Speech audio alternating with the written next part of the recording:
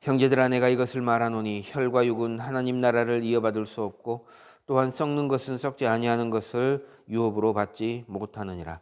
보라 내가 너희에게 비밀을 말하노니 우리가 다 잠잘 것이 아니요 마지막 나팔의 순식간에 호련히 다 변화되리니 나팔 소리가 나매 죽은 자들이 썩지 아니할 것으로 다시 살아나고 우리도 변화되리라.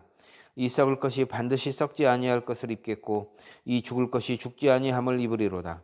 이 썩을 것이 썩지 아니함을 입고 이 죽을 것이 죽지 아니함을 입을 때에는 사망을 삼키고 이기리라고 기록된 말씀이 이루어지리라. 사망아 너의 승리가 어디 있느냐? 사망아 내가 쏘는 것이 어디 있느냐? 사망이 쏘는 것은 죄요 죄의 권능은 율법이라.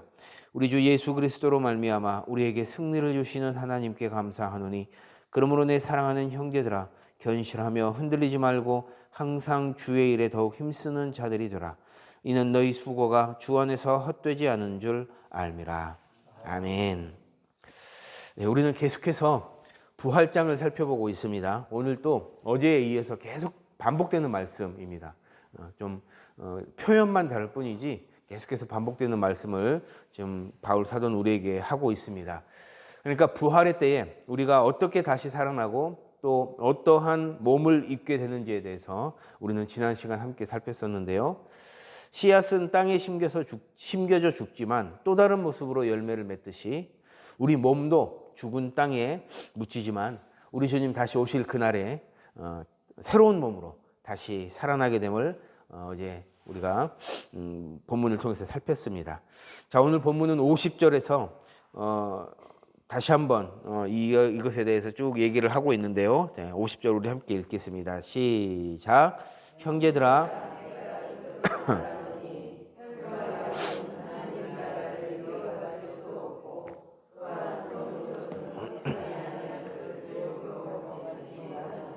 아멘. 지금 여기서 혈과 육은 지금 우리가 가지고 있는 몸을 이야기합니다. 그러니까 소위 몸뚱아리라고 하는 이 몸, 이 몸을 얘기를 하는 거예요. 이러한 육을 가지고서는 하나님 나라에 들어갈 수 없다는 거예요. 왜요? 썩어 없어져 버릴 것이기 때문에 이 몸뚱아리를 가지고는 하나님 나라에 들어갈 수 없다. 자, 그렇다면 하나님 나라에 들어가려면 어떻게 해야 되냐? 어떻게 해야 되는가? 새로운 몸을 입어야 된다는 거예요. 그 새로운 몸이 뭐냐 하면 부활 몸이라는 거죠. 부활의 몸으로 다시 새롭게 입어야 된다는 것을 지금 얘기를 하고 있어요. 어제랑 지금 같은 내용을 다른 표현으로 하고 있는 겁니다. 여러분 한번 생각을 해보십시오. 잔치집에 들어갈 때, 잔치집에 갈 때 어느 누가 낡고 해진 옷을 입고 들어가겠습니까? 잔치집에 걸맞는 그런 옷을 입고 가야 하지 않겠습니까? 근데 하물며 우리가 갈 곳은 하나님 나라라는 거예요. 하나님 나라에 가면서 아무 옷이나 입으면 안 된다는 겁니다.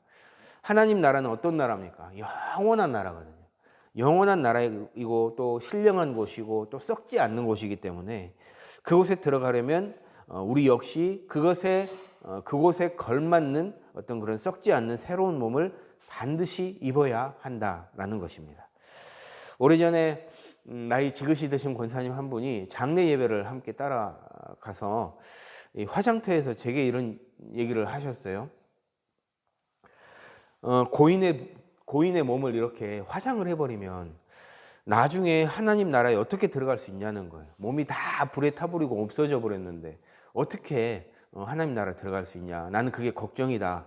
그러면서 나는 죽으면 절대 화장하지 않겠다고 이런 얘기를 하시더라고요. 그때는 단 한 번도 그거에 대해서 생각해 본 일이 없었어요, 제가. 그래서 뭐라고 답을 해드려야 될지 모르겠더라고요. 그래서 그냥 글쎄요 하고 말아버렸는데 지금 생각해 보면 이게 참 엉뚱한 질문이다라는 생각을 해봐요. 왜냐하면 뭐 매장을 한다 한들 뭐 화장을 한다 한들 몸이 뭐 그대로 있는 건 아니잖아요. 뭐 매장도 마찬가지고 뭐 뭣도 마찬가지고 결국은 수십 년이 지나면 썩어 없어질 몸이거든요. 그러니까 뭐 어떻게 한다고 한들 죽은 몸을 어떻게 한다, 육체를 어떻게 한다 한들 사실 아무 상관이 없는 것 아니겠습니까? 중요한 건 뭐예요? 우리의 영혼이 어디 가냐는 거예요. 그죠? 그리고 우리 주님 다시 오실 그날 오늘 본문에 의하면 어떤 몸이든지 간에 다시 부활의 몸으로 새로운 몸으로 그게 어떤 모습이고 어떠한 방법으로 될지는 아무도 몰라요. 그거는 하나님만이 알아요. 하나님만의 방법으로 어떤 그런 부활의 몸을 입게 된다라는 거예요.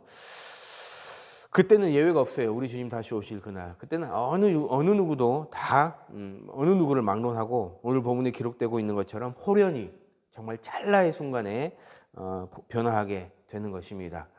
그러나 여러분 기억해야 할 건 뭐냐? 이러한 변화는 단순히 옷을 갈아입는 정도가 아니라는 거예요. 다시 죽지 않는 몸을 입는 겁니다. 영원히 사는 옷을 입는 거예요. 영생의 옷을 입는 것임을 우리가 기억해야 하겠습니다. 왜냐하면 이건요 기독교 신앙의 가장 강력한 승리의 선언이기 때문에 그래요. 죽음이라는 굴레에서 벗어나지 못하거든요. 우리는 죽음이라는 굴레에서 벗어나지 못하고 때로는 두려워하면서 때로는 죽음에 매여 사는 인생일 수밖에 없는 게 바로 우리의 인생입니다.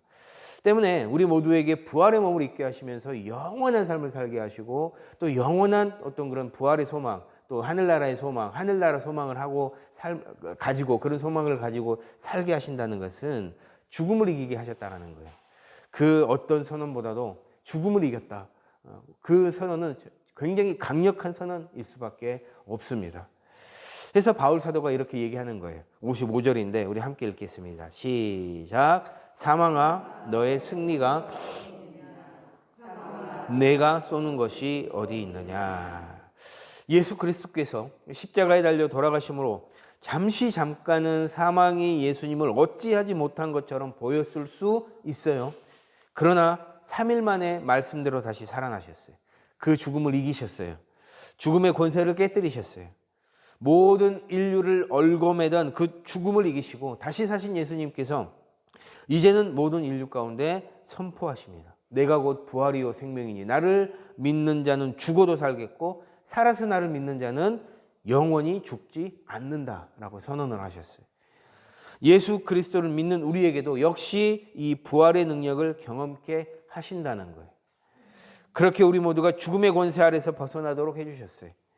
때문에 바울 사도는 아주 당찬 어조로 사망을 향해 선언할 수 있는 겁니다. 너의 승리가 어디 있느냐는 거예요. 내가 쏘는 것이 어디 있느냐는 거예요. 너는 예수 그리스도로 말미암아 더 이상 그 어떤 힘도 그 어떤 권세도 능력도 없게 되었다라고 아주 당차게 선언을 하는 것이죠. 사랑하는 여러분, 우리는 예수 그리스도의 십자가 권능으로 말미암아 죽음의 권세에서 해방된 자들입니다. 다시 사는 것뿐만 아니라 다시 살아나 영원히 살게 되는 영원한 생명을 약속받은 자들이에요. 그래서 여러분 죽음을 결코 두려워하지 마십시오. 죽음 이후의 삶을 두려워하지 마시기 바랍니다. 당당하게 부활의 신앙을 가진 자로서의 삶을 살아가시기를 권면드립니다.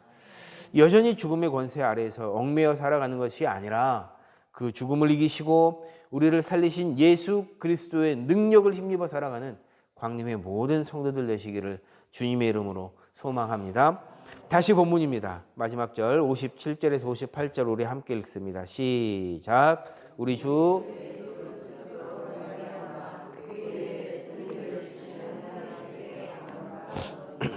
그러므로 내 사랑하는 형제들아 흔들리지 말고 항상 주의 일에 더욱 힘쓰는 자들이 되라. 이는 너희 수고가 주 안에서 아는 줄 알미라. 아멘. 하나님께서는 예수 그리스도로 말미암아 우리에게 승리를 주셨습니다. 이는 죽음으로부터의 승리입니다. 죄로부터의 해방입니다. 이는 결국 태고 쪽으로부터의 사실은 회복을 얘기를 해요. 그러니까 하나님께서 처음 사람을 지으셨을 때 사람 본연의 모습, 죄를 짓기 전에 그 순수했던 순도 100%의 모습으로 되돌아가는 거예요. 에덴으로의 회복인 것입니다. 하나님께서 처음 아담과 하와를 지으셨을 때 그들은 죽음을 전제로 만들어진 존재가 아니었어요. 그러니까 하나님께서 이들을 흙으로 만드실 때 죽음을 생각하고, 그러니까 죽을 것을 생각하고 만드시지 않으셨다는 거예요.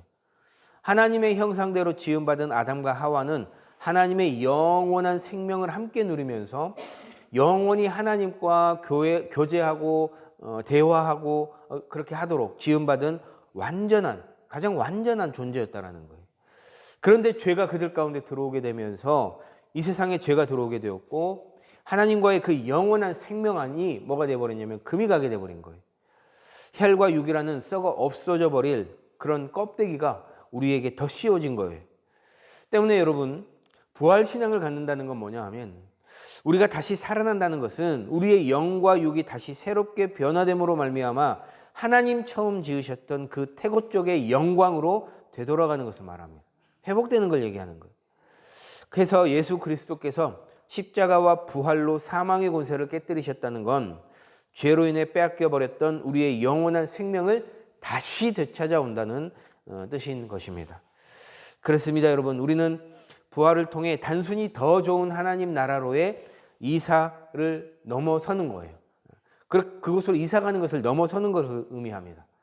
죄가 들어오기 전 하나님께서 가장 사랑하셨던 그 온전한 모습으로 회복되는 것을 이야기를 하는 거예요.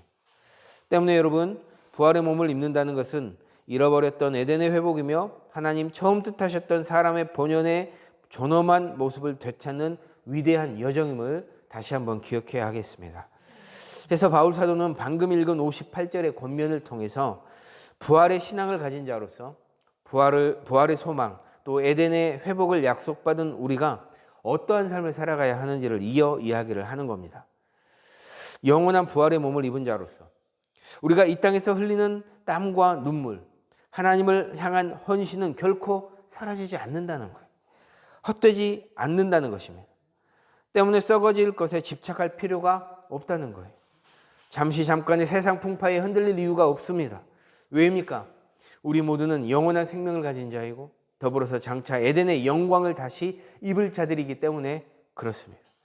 바라기는 여러분, 우리 주님 다시 오시는 그날 썩어질 혈과 육의 옷을 모두 벗어버리고 하나님께서 처음 지으셨던 본연의 모습, 영원한 모습으로 주님 앞에 설 날을 기대하며 소망하며 살아가시기를 바랍니다.